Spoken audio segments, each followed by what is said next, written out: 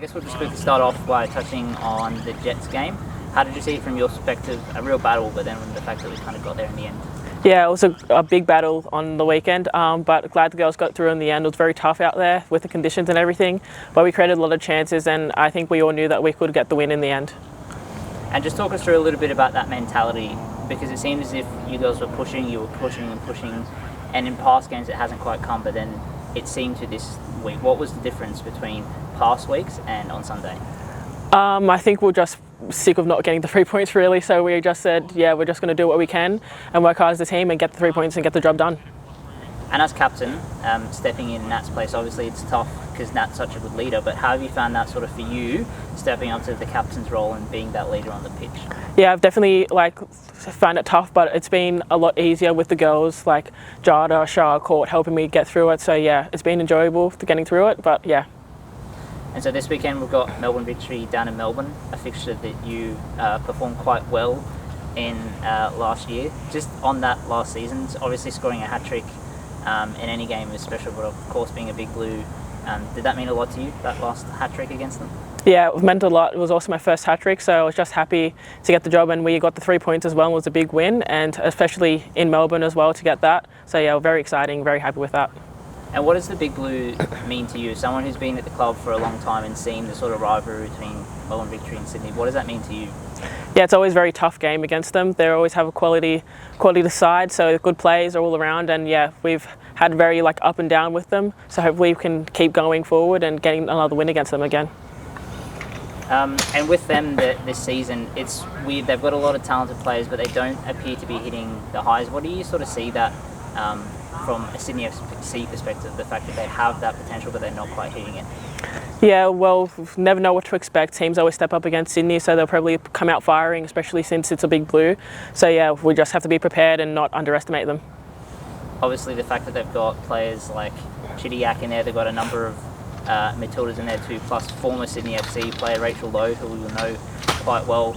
With a squad like that, how do you sort of look to stop a lot of their talented players from doing what they do on the park and being creative? We will just keep doing what we're doing. We know the job that we need to do, and yeah, we'll just get the job done really, and we won't have to really worry about them if we do what we need to do. And just from you as being one of the more senior girls on the squad, which is crazy to think that you're in your 20s and you're one of the more senior, what have you made of a lot of the younger girls that have been coming through, players like Zara, and then obviously Maddie, who came back on the weekend and got her first goal? What do you make of them and their performance and impact in the squad? Yeah, they're working really hard. We have a very young squad this year, so being only 23 myself and being one of the older players is crazy, but yeah, the young players are really working hard and getting and pushing us as well, and as you saw on the weekend, they both got the crucial goals to make us win, so I'm really proud of them. When you see them doing what they're doing at 16, does it make you think back to when you were a teenager yourself in the squad and trying to look up to them? Do you see similarities between what you were back then to what they are at the moment? Yeah, I do. Well, we play different positions as their midfielders and I was an attacker, but yeah, I definitely see them working hard. You see them doing extras after training, so yeah, it's really nice to see. And what have you sort of made in terms of with what Ante's been saying? Because the results have been good, but not necessarily free-flowing as it was last season. So what has he sort of been saying to you girls throughout this whole period and trying to keep you motivated? Just keep staying positive and don't get frustrated. Results will always come in the end, so we just need to keep playing our football, and yeah, things will come in the end when we need to get it most. And just finally, we've still got a couple away for this game, but once it rolls into sort of February, we'll start to get more bodies back. Does that sort of relieve the pressure a little bit that it's sort of been putting on everyone to shuffle around positions and things, or do you reckon it's sort of just more business as usual?